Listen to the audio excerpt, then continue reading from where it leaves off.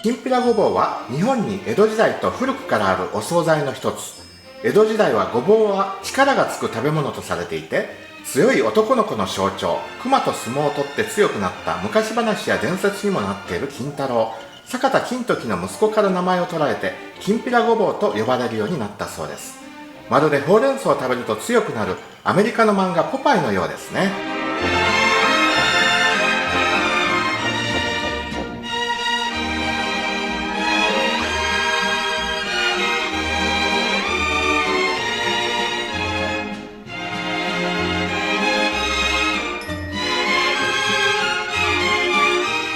はい、それではクッキングノート72ページ、きんぴらごぼうを作っていきたいと思います。まずごぼうの皮を剥きます。300g でいいので、これ500ぐらいあるので、これぐらいですね。ちょっと足んない。もう少し。皮剥きます。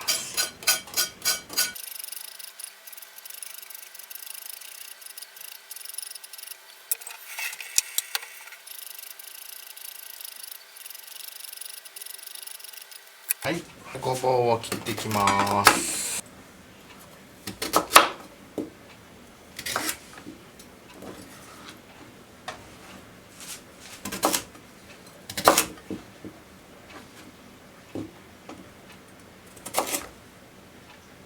ね、人参もちょうどいいですね。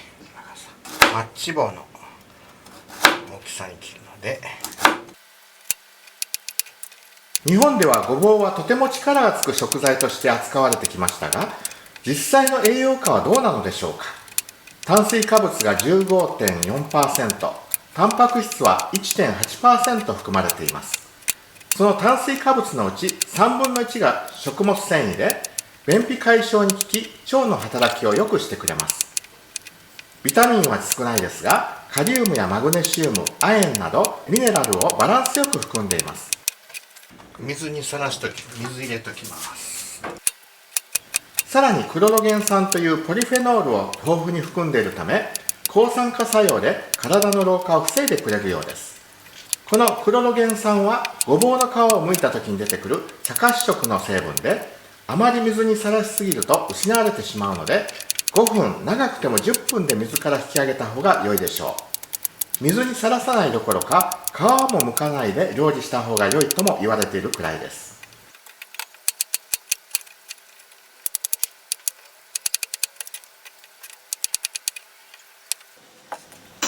この人参についても栄養を見ていきましょう。英語でキャロットという名前の由来であるカロテンが豊富に含まれた根野菜です。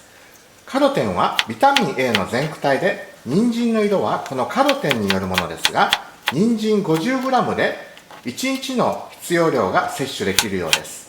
その他にもビタミン B1、B2、ビタミン C、カリウム、食物繊維など多く含まれているので、ごぼうと合わせたこのきんぴらごぼうはまさに金太郎のように元気になれる日本版ポパイの健康食と言っても良いのではないでしょうか。はい、唐辛子も端っこを落として小口切りにしてから種を取ります。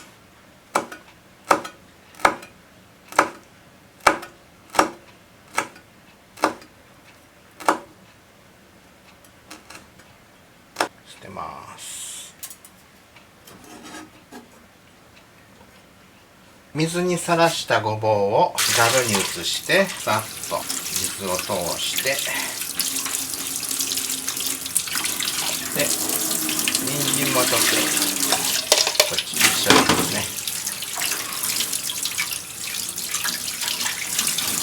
はい、水気を切っておきますね、これね。それではフライパンに火をつけて、ごま油を敷いて、水気を切った人参とごぼうを入れていきます。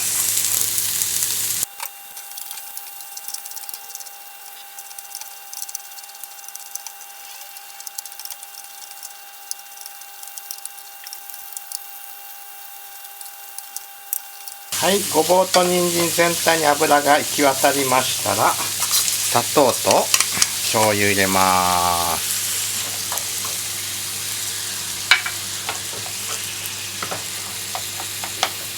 あ、そうそう、だし汁もちょっと入れましょう。忘れた。だし汁せっかく作った。はい、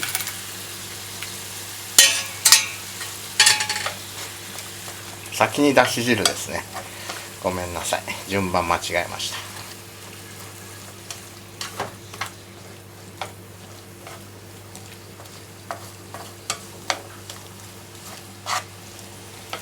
でこれが汁気がなくなるまで炒めます。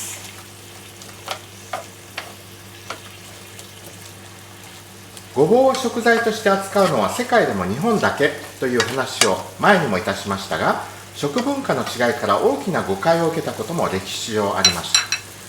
第二次世界大戦時に捕虜に木の根っこを食べさせて虐待したとして戦後、戦犯を裁く裁判が開かれ、禁錮刑や絞首刑が下されました。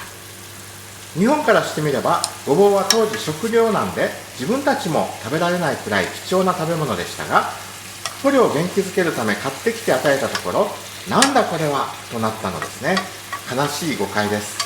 そういった意味でも世界の食文化を理解し、見聞を広めていくことは大切なことだと思います。もちろん二度と戦争などあってはならないですが、より世界が仲良くなるために、昭和レシピチャンネルは世界の多彩な食文化を発信していきたいと思います。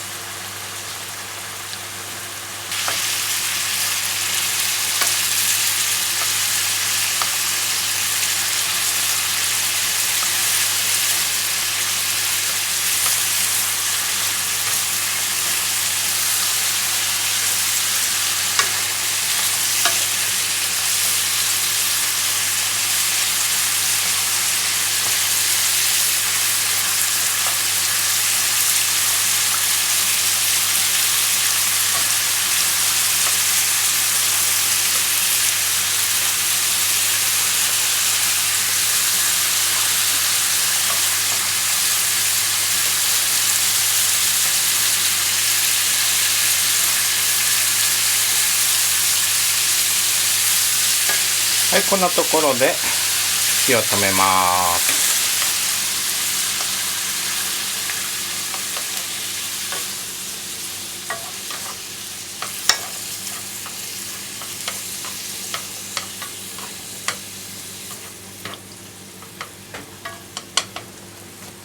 クッキングノートのレシピには書いてませんけども、お好みで白ごまを振っても美味しいですね。はい、器に盛ってきます。